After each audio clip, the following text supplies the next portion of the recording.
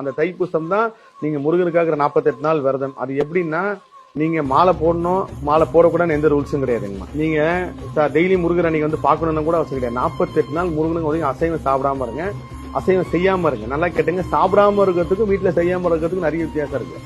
குழந்தைக்கு கொடுக்கணும், இல்ல குழந்தை சாப்பிடணும் ஆசைப்படுச்சுன்னா கொடுங்க, தப்பே கிடையாது. வெளியில இருந்து வாங்கிட்டு வந்து கொடுங்க, இல்ல வேற யாரும் செய்ய சொல்லி கூட கொடுங்க. இது நம்ம மட்டும் தான் பண்றோம்னா கிடையாது, எல்லா மதத்திலும் இந்த 48 நாள் வழிபாடு இருக்கு. அப்ப இந்த முருகருக்காக இந்த 48 நாள் நீங்க எப்படி ஒன்னாலும் கொண்டாடக்கூடிய தெய்வம் தான் முருகர்.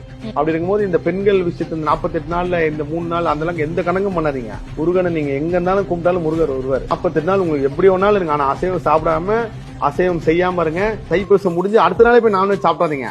ஒரு 2-3 நாளாவது கொஞ்சம் கேப் விட்டீங்கன்னா அந்த அந்த வரக்கூடிய ஒரு அமிர்தத்தை நீங்க ருசிக்கிறதுக்கு கரெக்டா இருக்கும். மாலை போட்டுக்கணும் போடக்கூடாதுன்றதெல்லாம் உங்க விருப்பம். எந்த நாள் வேணாலும் எப்படி வேணாலும் இருங்க. பெரிய கோயில்களை நீங்க போகணும் கிடையாது, எல்லா முருகர் கோயிலும் விசேஷமா தான் இருக்கும். உங்க வீட்டு தெருல ஒரு முருகர் இருப்பார்ல, அந்த முருகர் குறைஞ்சபட்சம் ஒரு 10 ரூபா பால் பாக்கெட் கூட வாங்கி கொடுங்க. வசதி இருந்தா உங்களால முடிஞ்சது பால் வாங்கி கொடுங்க. ஏன்னா இந்த கலியுகத்துல நம்ம கண்கண்ட தெய்வமா பாக்குறது பசுமாடு. வசதி கூட என்ன அபிஷேகம் வேணாலும் பண்ணுங்க, ராஜாலங்காரத்தை சாத்துங்க, இல்ல முருகருக்கு நெய்வேத்தியம் பண்ணுங்க, எது வேணாலும் வேண்டிக்கிங்க, என்ன வேணாலும் பண்ணுங்க. ஆனா இந்த 48 நாள் இருங்க, கண்டிப்பா உங்க வாழ்க்கை மாறும்.